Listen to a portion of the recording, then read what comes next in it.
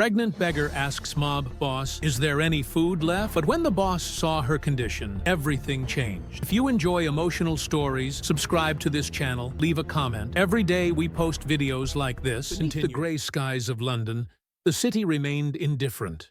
A fine rain fell on Regent Street as luxury cars and hurried executives passed by, oblivious to the fragile figure walking along the pavement.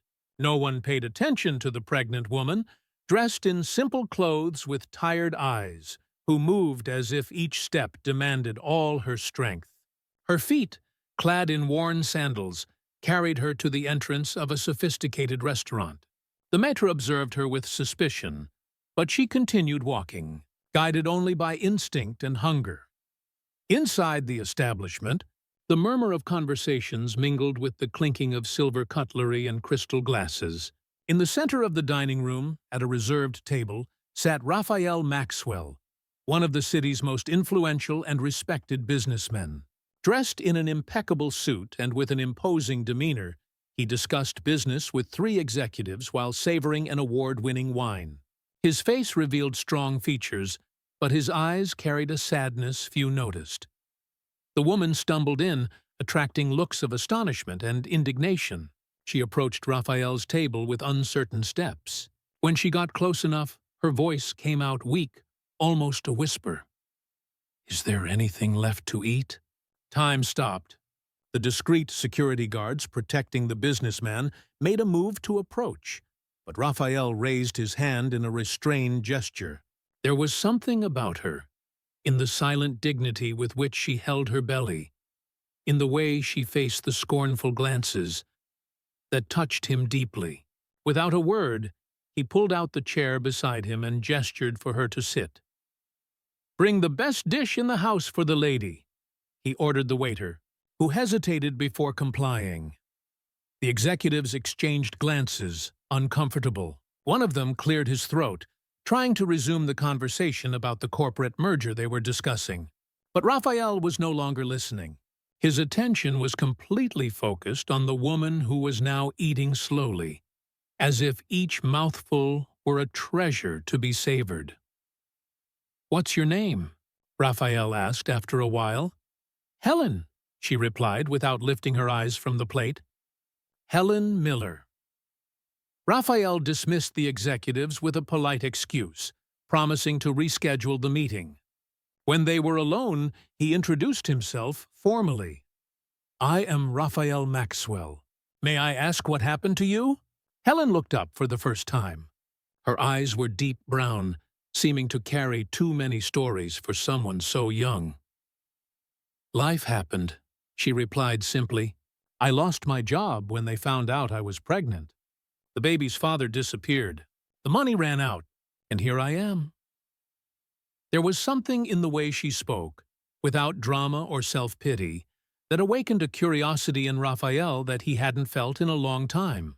He knew how to recognize the truth when he heard it, and he felt that Helen wasn't lying, even if her story had obvious gaps. "Where are you living?" "In a shelter in the East End. But I can only stay there until the baby is born." Raphael made a decision that surprised even himself. He offered Helen a place to stay, a house he kept on the outskirts of the city in Surrey, surrounded by trees and silence, a place he himself went to when he needed to escape the urban chaos. He explained that the house was empty most of the time, looked after only by a couple of caretakers. Helen hesitated, suspicious. Why would a rich stranger help someone like her? "I don't want your charity," she said, with a firmness that contrasted with her fragile appearance. "It's not charity," Raphael replied. He himself didn't know how to explain. "Let's say it's a loan, until you get back on your feet." Against all warnings from her intuition, Helen accepted. That same night, Raphael took her to the house in Surrey. It was a simple yet welcoming place. An old construction, carefully restored, surrounded by an orchard and a small lake. Mrs. Eleanor and Mr. Anthony, the caretakers, received Helen with the respectful curiosity of those who have seen enough in life not to judge anyone. In the days that followed, Raphael returned to his routine of meetings and negotiations, but something had changed. He found himself thinking about Helen, wondering how she was adapting. At the end of the first week, he couldn't resist, and went to visit her, bringing fruits and books. He found her in the garden, talking with Mrs. Eleanor about medicinal plants. There was color in her cheeks, and her hair, now clean, revealed a reddish-brown hue that shimmered in the sun. "How are you feeling?" he asked after the greetings. "Strange," she replied sincerely. "I don't know if I deserve all this." Raphael smiled. "You don't need to deserve air to breathe." That simple phrase seemed to touch something deep within Helen. She looked at him differently, as if seeing him for real for the first time. Raphael felt an inexplicable shiver run down his spine. The visits became frequent.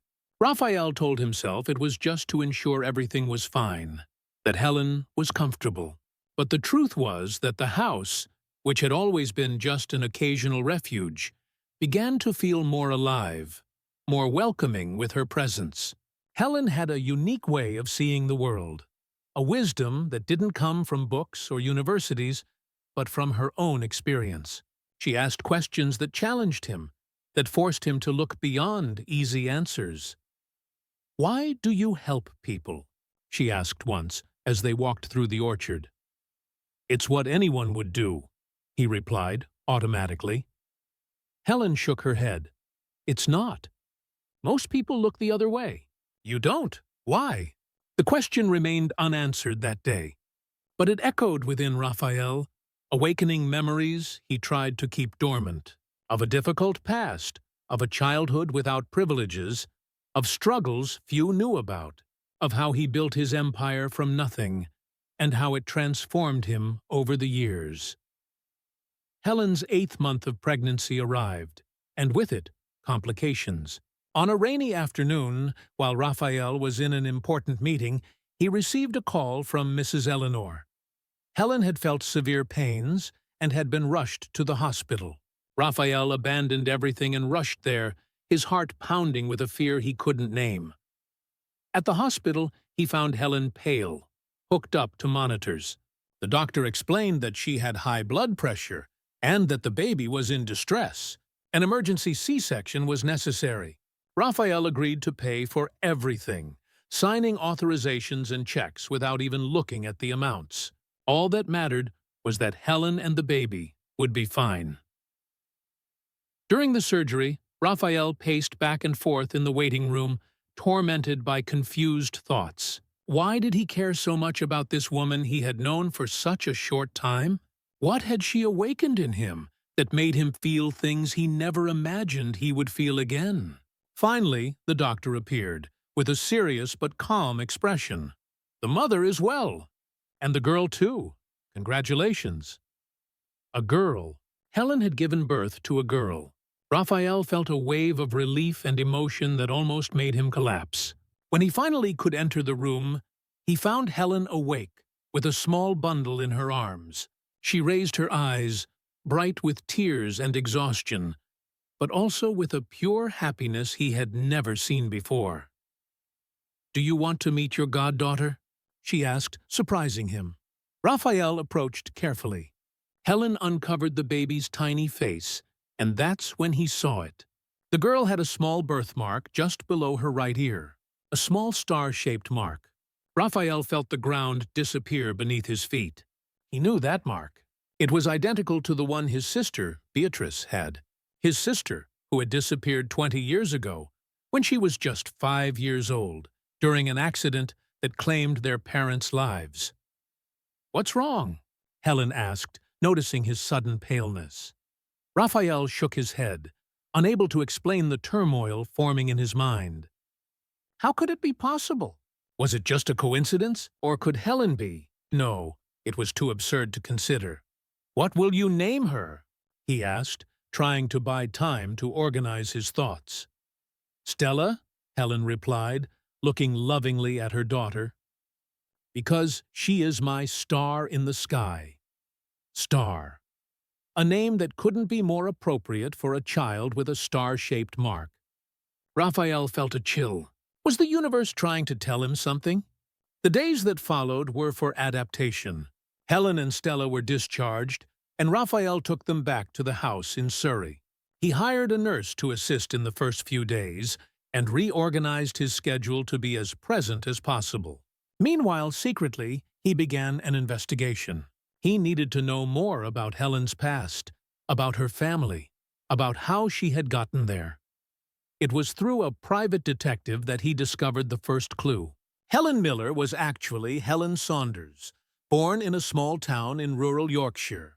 Her parents had died when she was very young, and she had been raised by an aunt, Mary Saunders, a woman described by neighbors as difficult and bitter.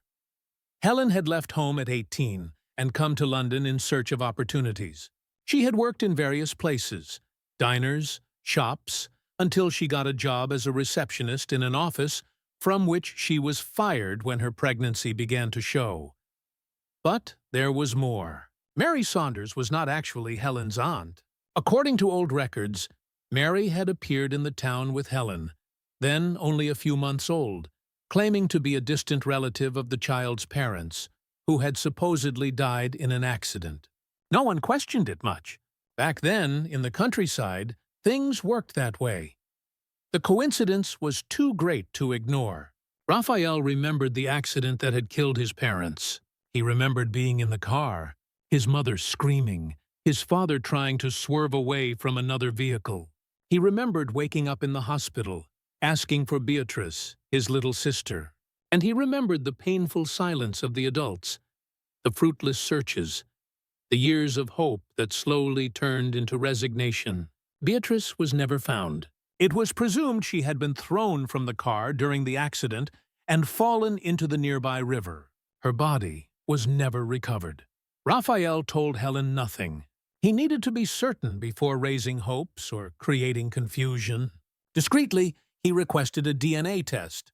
A strand of Helen's hair, obtained with the help of Mrs. Eleanor, was sufficient. And then the confirmation arrived. Helen was, without a shadow of a doubt, Beatrice Maxwell, his sister who had disappeared 2 decades ago. The impact of the discovery left Raphael stunned. How to tell Helen that her entire life as she knew it was based on a lie? How to explain that Mary Saunders was not her aunt, but a woman who kidnapped her as a baby? And more importantly, how would she react to learning that he, the man who had sheltered her during her pregnancy, was actually his brother? On a quiet afternoon, when Stella was sleeping peacefully in her crib, Raphael invited Helen for a walk in the garden. His heart pounded, and his hands trembled slightly. There was no easy way to tell that story. "Helen, I need to show you something," he said, taking an old, yellowed photo from his pocket.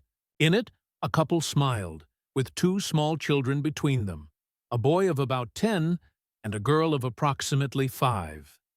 Helen looked at the photo with curiosity. "Who are they?" "My parents," Raphael replied. "Me," he pointed to the boy, "and my sister, Beatrice." Helen frowned, noticing something in the image. "That girl, she has a little mark here." She touched just below her own ear, exactly where Stella had her birthmark. "Just like Stella's," Raphael nodded, feeling his throat tighten. "Helen, I believe you are Beatrice, my sister." The shock on her face was immediate. She took a step back as if she had taken a physical blow. Her eyes widened, and her hands began to tremble. "That's impossible," she murmured. "I grew up in Yorkshire with my Aunt Mary. My parents died when I was a baby. That's what they always told me." Raphael explained everything he had discovered. The accident, Beatrice's disappearance, the endless searches, and now, the evidence that pointed to the truth. He showed the DNA test results, the old photos, the newspaper clippings from the time. Helen listened to everything in silence, her face growing paler and paler. When he finished, she stepped away, swaying as if about to faint. I need to be alone, she said, her voice choked. Please. Raphael respected her request, even though his instinct was to hug her and protect her from the pain he knew he was causing. He returned to London that night, leaving Helen with space to process everything she had discovered. For days, he had no news of her beyond Mrs. Eleanor's brief reports, who said that Helen was quiet, spent hours staring into space, and only seemed truly present when she cared for Stella. It was a week later that Mary Saunders appeared. Raphael was in his office when he received news that an elderly woman demanded to see him, claiming to know about the girl he stole. Mary had gray hair pulled back in a severe bun and the hard eyes of someone who had faced life without bending. When she sat before Raphael, she showed neither intimidation nor respect. "So you found her," she said, without mincing words. "After all these years, why?" was all Raphael could ask, containing the anger he felt towards the woman who had stolen his sister and deprived her of her true family. Mary Saunders looked out the window, at the city stretching out beyond, and her aged face seemed to carry even more years. "Your father and I had an affair," she finally said. "He promised to leave your mother, start a life with me, but it was a lie. When he found out I was pregnant, he gave me money to disappear, said he already had a family, that he didn't need another. I lost the baby shortly after, and then I heard about the accident." Her eyes gleamed with an ancient, never-forgotten fury. "I found Beatrice on the riverbank. She was alive, almost unharmed. A miracle, they say, or destiny. I took her with me. It was my chance to have what your father denied me. A family. A daughter." Raphael felt his stomach churn. Mary's story was both terrible and understandable. A woman embittered by betrayal, seeking revenge against the man who had abandoned her. "You deprived her of her family," he accused. "Of her identity?" Mary shrugged. "I gave her a roof, food, education. I did the best I could." "And how did you treat her? With love? Or as a constant reminder of your rage?" Mary's silence was answer enough. Raphael stood up, unable to continue the conversation. "I'm going to sue you for kidnapping," he said coldly, "for all the years you stole from her, from us." Mary stood up too, with surprising dignity. "Do what you want. I have nothing to lose, but know that there's still something that can destroy both of you, something neither you nor she knows." With these enigmatic words, she left, leaving Raphael disturbed and confused. What other secret did Mary Saunders still hold? That night, Raphael went to the house in Surrey. He found Helen sitting on the garden swing, watching the sunset. Stella slept peacefully on her lap. Without saying anything, he sat beside her. "Mary was in my office today," he said after a long silence.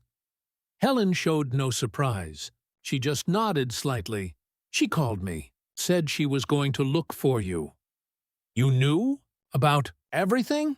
"No," Helen replied in a calm voice.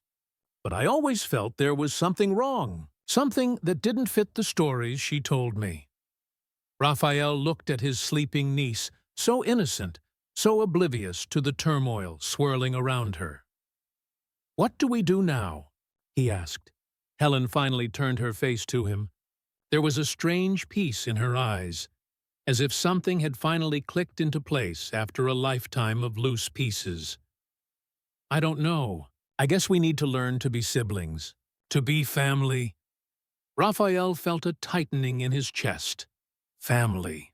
A word that carried so much meaning, so much hope. After 20 years believing he was alone in the world, discovering he had a sister, and now a niece, was like getting a second chance he never imagined he deserved. "Family," he repeated, feeling the weight and joy of the word. "I like that." In the sky, the first star of the night shone, as if blessing that new beginning. Helen smiled, pointing at it. "Look, a star, like our Stella." Raphael smiled too, feeling complete in a way he had never experienced before. The path ahead would be complex, full of adjustments and discoveries. But for the first time in a long time, he wasn't alone in walking it. He had a sister, a niece, a family. And that, more than all the empire he had built, was the true treasure he never knew he was looking for. The news spread through London's business circles like wildfire. Raphael Maxwell, the ruthless businessman, had a sister who appeared out of nowhere, with a baby in her arms and an unbelievable story of kidnapping and reunion. Newspapers covered the case with sensationalist headlines. Conspiracy theories, malicious insinuations, and speculations about the Maxwell fortune and who would be entitled to it emerged. Raphael tried to protect Helen and Stella from uncontrolled exposure. He hired security guards, lawyers, press advisors. He transformed the house in Surrey into a green and silent fortress. But the pressure was constant, suffocating. Meanwhile, Mary Saunders awaited trial for kidnapping and identity fraud. She maintained absolute silence, refusing to speak even with the lawyers Raphael had hired for her, against Helen's wishes. "She raised me," Helen would say, whenever the subject came up.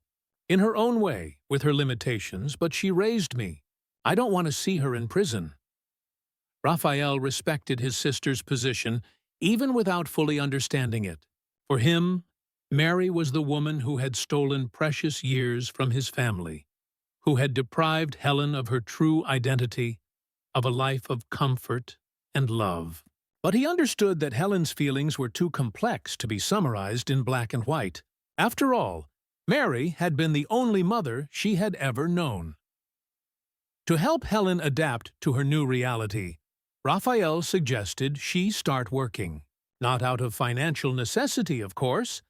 As Raphael's sister, Helen now had access to resources she had never dreamed of, but so she would have something beyond Stella and the house in Surrey, something that was solely hers. "I own a chain of coffee shops," he explained, "small, cozy places scattered throughout the city. You could manage one of them if you'd like."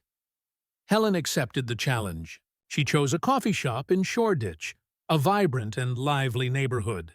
In the first few days, she felt out of place, insecure. The employees looked at her with a mixture of curiosity and forced respect. They knew who she was. Or rather, they knew whose sister she was. But Helen had a quality that soon revealed itself. She knew how to listen. She talked to customers, learned their names, their stories. In a few weeks, she transformed the coffee shop into a welcoming meeting point, where people felt comfortable staying beyond their consumption time. Raphael observed his sister's progress with a mixture of pride and admiration. Helen flourished, gaining confidence. The shy, frightened girl who had entered his restaurant months ago was giving way to a strong, determined woman. A true Maxwell, he thought, with a smile. Stella grew up healthy and happy, surrounded by care. Raphael fell in love with his niece from the very first moment. When he wasn't immersed in meetings and negotiations, he spent hours playing with her, telling stories, observing every small development with fascination. The star-shaped mark below her ear, identical to Helen's, seemed to shine in the sunlight, constantly reminding him of the miracle of that reunion. It was on an ordinary afternoon that the second shock occurred. Raphael was in his office when his secretary announced an unexpected visit. Christine Adams, a woman who insisted she needed to speak with him about an urgent family matter. Intrigued and slightly apprehensive after everything that had happened with Helen, Raphael agreed to receive her. Christine was a middle-aged woman, with gray hair and a dignified posture that vaguely resembled Mary Saunders. She entered the office with firm steps and sat down without waiting for an invitation.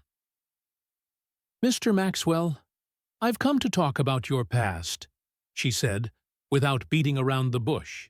About your adoption. Raphael felt the air leave his lungs. Adoption? What absurdity was that? I don't know what you're talking about, madam, he replied coldly. I was never adopted. Christine smiled, a sad, knowing smile. Your birth certificate says you are the biological son of Charles and Eliza Maxwell.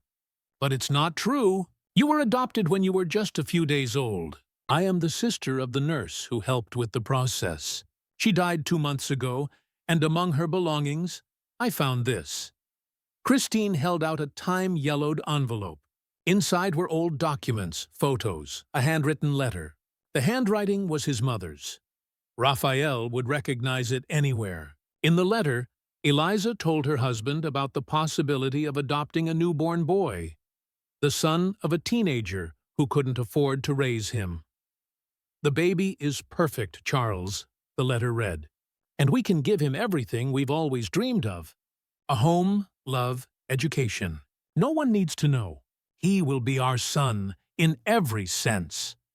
Raphael felt the world spin around him. The implication was clear and devastating. If he had been adopted, then there was no blood tie between him and Helen. He wasn't really her brother. The discovery that had brought so much joy now turned into confusion. Why tell me this now? He asked Christine, trying to maintain his composure. Because you have a right to the truth, she replied. And because my sister carried this secret for decades, it was important to her that you knew. After Christine left, Raphael remained motionless in his chair, trying to process what he had just discovered. His entire life had been built on an identity that was now partially revealed as false. And what did this mean for his relationship with Helen? Should they continue to see each other as siblings, even if not by blood? The worst part of all was the feeling that Mary Saunders knew. Was this the secret she had mentioned? The thing that could destroy the fragile relationship he and Helen were building? Raphael didn't tell Helen immediately. He needed time to understand his own emotions, to decide how to present this new revelation to someone who had already faced so many changes in such a short time. But the truth was too heavy to carry alone. One night, after Stella had fallen asleep, Raphael invited Helen to talk on the veranda of the house in Surrey. The night was clear, starry, and the scent of garden flowers filled the air. Remember when Mary said, "There was something that could destroy us?" he began, hesitantly. Helen nodded, suddenly tense. I found out what it was.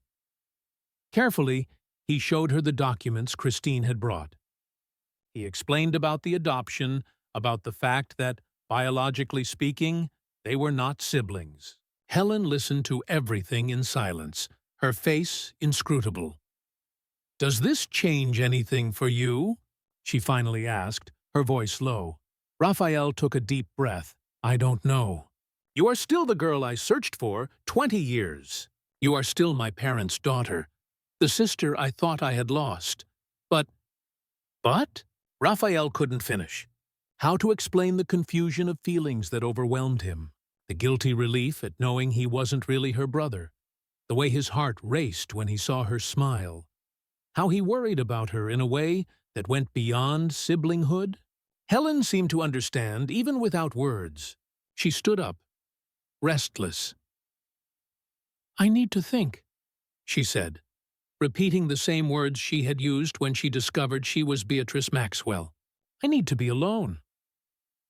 In the days that followed, a silent distance settled between them. Helen immersed herself in work at the coffee shop, arriving early and leaving late. Raphael buried himself in business, traveling abroad more often than necessary. Both adored Stella, but now avoided being together in her presence. Mrs. Eleanor and Mr. Anthony observed the situation with concern, but knew it was not their place to interfere. It was in this tense atmosphere that Amanda Vance reappeared. Amanda was Raphael's ex-fiancée, daughter of a prominent real estate magnate. Their relationship had ended abruptly when Raphael discovered she was cheating on him with a business partner. The separation had been discreet, but painful. And now, as if sensing the fragility of the situation in the air, Amanda returned to the scene. It started with seemingly innocent phone calls, then invitations to business lunches, always with the excuse that they needed to maintain good commercial relations between their companies. Raphael resisted, but Amanda was persistent. She knew exactly which buttons to press to pique his professional interest. Helen learned of Amanda's reappearance through gossip at the coffee shop. The news disturbed her more than she cared to admit. After all, what Raphael did with his love life shouldn't matter to her. They were siblings. Or rather, they had grown up believing they were. But they weren't. And did that change everything or nothing? Unbeknownst to herself, Helen began to distance herself even further. Renting an apartment in Shoreditch, near the coffee shop, taking Stella with her, building a life independent of Raphael, of the Maxwells, of everything that surname represented. Part of her feared the confused feelings she was beginning to harbor for the man she had once called brother. Another part feared being just another case of gratitude mistaken for love. She wouldn't be the first woman to fall for the man who rescued her in a difficult moment. Raphael felt the distance like a physical wound. He tried to respect the space Helen seemed to need, but each day without seeing her, without hearing her voice, without playing with Stella, was a lost day. In his emotional confusion, he began to give in to Amanda's advances, not because he still felt anything for her, but because familiarity was a safe harbor amidst the storm.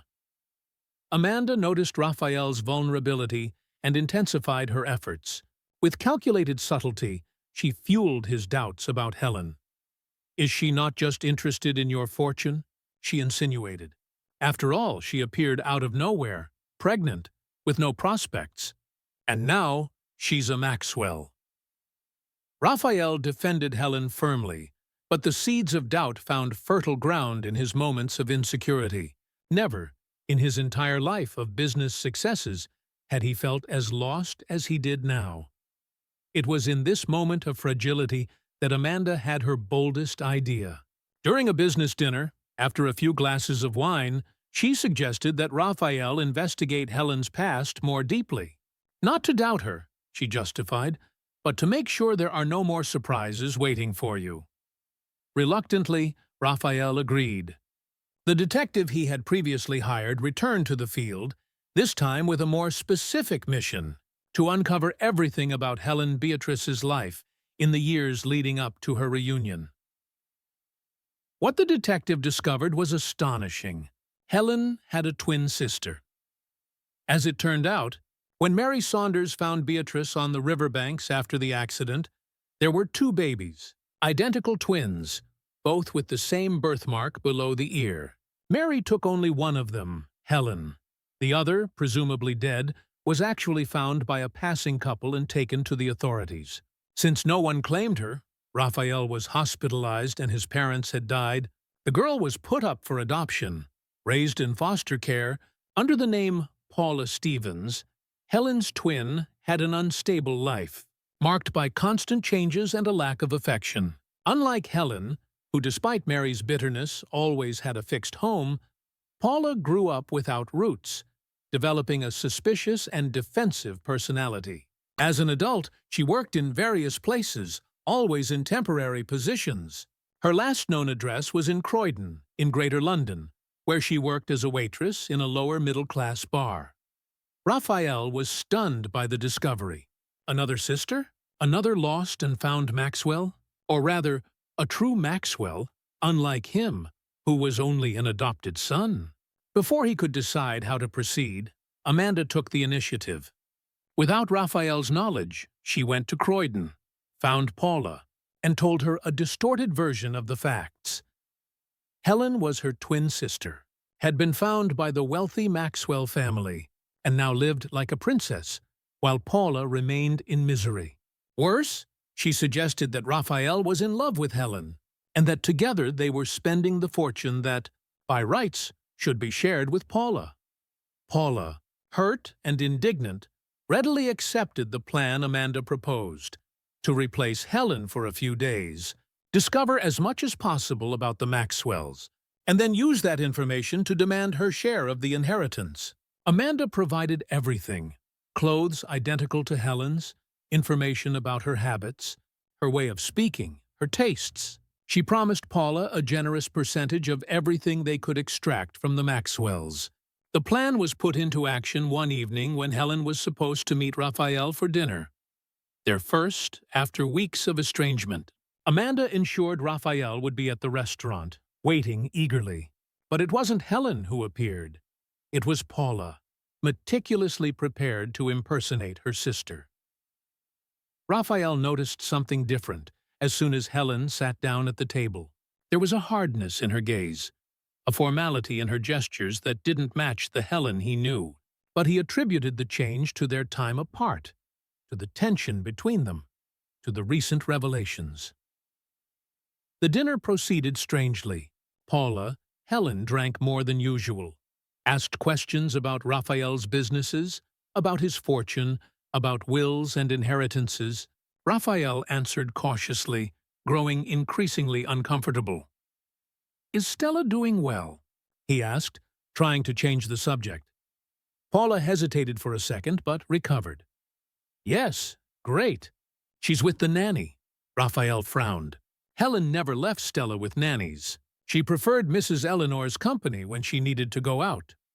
At the end of the night, when Raphael took her home, Paula did something unexpected. She kissed him. Not a fraternal kiss, from sister to brother, but a kiss on the lips, intense and deliberate. Raphael recoiled, shocked. "What's happening to you?" he asked, confused and disturbed. Paula smiled, a smile that didn't belong to Helen. "Isn't this what you want?" She provoked. "I know we're not really siblings. I know you desire me. Why pretend?" Raphael recoiled further, feeling a deep unease. "That wasn't Helen. It couldn't be." "I think I should go," he said firmly. "We'll talk when you're more yourself." Meanwhile, the real Helen was trapped in a hotel room on the outskirts of the city. Amanda had lured her there with an urgent phone call, claiming Raphael had been in an accident. When Helen arrived, she found not Raphael, but two men who overpowered her and locked her in the room. Stella was with Mrs. Eleanor, fortunately, but Helen was desperate to get back to her daughter. For 3 days, Helen tried to escape without success. The room was on the 4th floor.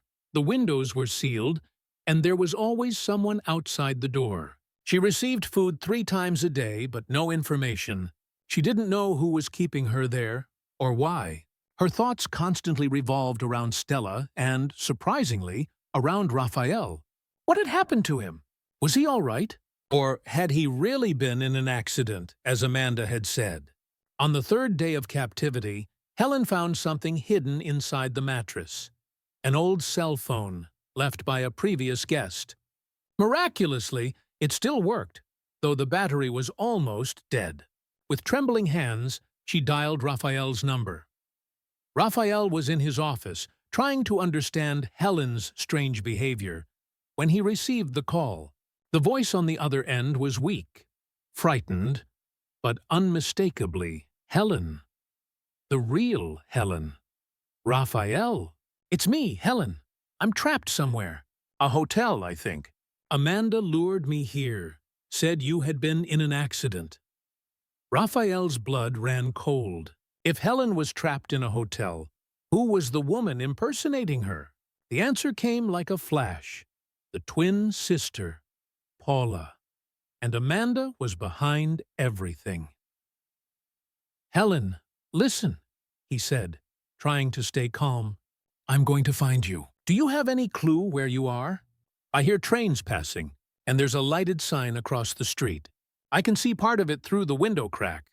Something like Hotel Brie." The call dropped. The battery must have died.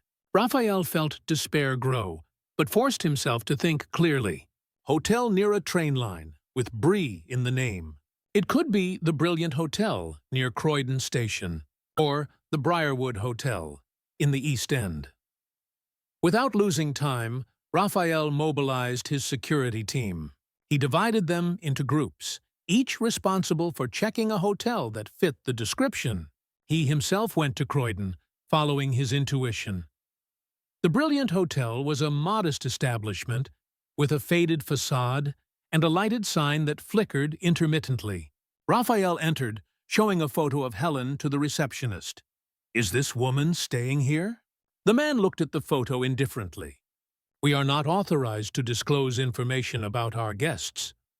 Raphael placed a wad of notes on the counter. "It's a family emergency." The money was convincing. The receptionist checked the system and nodded.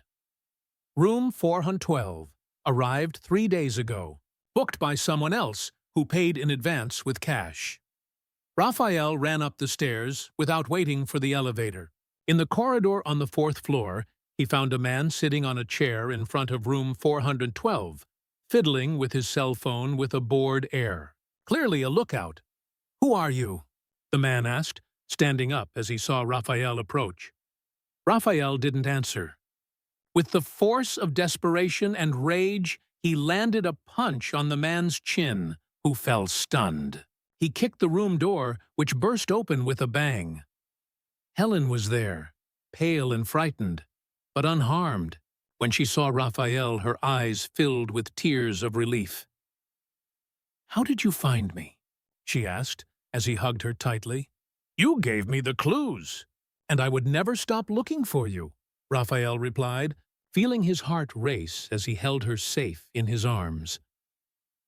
On the way back to London, Raphael explained everything: the discovery of the twin sister, Amanda's involvement, the substitution. Helen listened to everything in silence, processing the whirlwind of revelations. "So I have a sister," she finally said. "An identical twin." "Yes, Paula Stevens." "And she was impersonating me?" "She was, but I realized it wasn't you. There was something different, something wrong." Helen looked out the car window at the city rushing by outside. "I want to meet her," she said, surprising Raphael. "Regardless of what she did, she's my sister, my twin." Raphael admired Helen's capacity to forgive, to see beyond the obvious.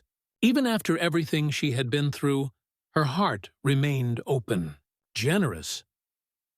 "We'll find her together," he promised. When they arrived at the house in Surrey, they found Stella in Mrs. Eleanor's arms, healthy and happy. The nanny said that Helen had called, saying she would be out for the night. But since Raphael hadn't shown up either, she had become worried and decided to take Stella to the house in Surrey, where she felt safer. Raphael called the detective, giving instructions to locate Paula and Amanda. He wanted to confront them, to fully understand their plan, but without involving the police. At least for now. Helen needed to have the chance to meet her sister without the burden of criminal charges. It was the next morning that Paula appeared on her own. She arrived at the house in Surrey, driving Amanda's car, her eyes red from having cried all night. When she saw Helen, her perfect reflection, like a living mirror, she froze. "You're real," she murmured, extending a trembling hand as if to touch Helen's face. "You really exist." Helen didn't flinch. She allowed Paula to touch her face, confirming the reality of that impossible encounter. Two parts of a whole, separated by 20 years of completely different destinies. "Why did you do it?" Helen asked, with no accusation in her voice. "Just curiosity." Paula lowered her eyes, ashamed. "Amanda convinced me. She said you had everything: family, money, love. And I had nothing. She said it was only fair that I had my share." Raphael watched the scene with a heavy heart. The two were physically identical, but so different in essence. Helen, serene and compassionate even in the face of betrayal. Paula, bitter and insecure, a product of a life of rejections. "And now?" he asked. Paula shrugged, despondent. "I don't know. I came to apologize. And to warn you about Amanda. She was furious when she found out you had found Helen. She's planning something. I don't know what. But it's dangerous. Raphael made a dismissive gesture. Amanda can't harm us. Not anymore. Indeed, hours after that conversation, Amanda was apprehended while attempting to illegally access Raphael's company systems. Her plan, apparently, was to transfer a significant sum to an offshore account before disappearing. The scandal was hushed up, but the separation was definitive. Amanda would never approach the Maxwells again. In the days that followed, Helen, Raphael, and Paula began a delicate process of mutual recognition. Paula was invited to stay at the house in Surrey, where she met Stella and was charmed by her niece. Gradually, she revealed her story of foster homes, abandonment, and the struggle to survive. Helen listened to everything with compassion, thinking about how their lives could have been completely different if Mary Saunders had taken both babies that fateful night. Raphael observed the sisters' interaction with a mixture of fascination and relief. Seeing Helen happy, complete, was all that mattered to him. But there was still an unresolved question between them, a question that hung in the air, unspoken but always present. It was on a quiet afternoon, while Paula and Mrs. Eleanor strolled with Stella through the garden, that Raphael finally found the courage to address the subject. Helen was sitting by the lake, watching the colorful fish swim lazily. "Helen," he called, sitting beside her, "we need to talk about us." She turned her face to him with a slight smile. "About us?" "Yes, about what we are to each other, about what we can be." Helen took a deep breath, looking back at the lake. "For a long time, I thought I was your sister. Then we discovered I'm not biologically speaking. But does that change what we feel? Should we ignore 20 years of family history, of bonds we believed we had?" Raphael took her hand, intertwining his fingers with hers. "We cannot ignore anything we've experienced. Neither what we believed ourselves to be, nor what we discovered. All of it is part of who we are today." Helen squeezed his hand, feeling a connection that went beyond words or definitions. "So, what are we?" Raphael smiled, a smile that lit up his eyes in a way Helen had never seen before. "We are what we choose to be. Family, certainly. Friends, undoubtedly. And perhaps something more, something we are still discovering." Helen felt a wave of warmth spread through her chest. It was true. They were discovering something new, something that didn't yet have a name, but that was real and potent. "We have time," she said, smiling too. "We have all the time in the world to discover." In the garden, Paula lifted Stella into her arms, showing her a butterfly that had landed on a flower. The girl laughed, delighted with this newly discovered aunt, so much like her mother. Mrs. Eleanor observed the scene with a satisfied smile, like someone watching a mystery finally unfold. Raphael and Helen walked towards them, united by a silent understanding. The path ahead would be complex, full of adjustments and discoveries, but they were not alone in walking it. They had a family, not the one they expected, not the one they planned, but the one that destiny, with its mysterious wisdom, had built for them. And that, more than any blood tie or legal document, was what truly mattered.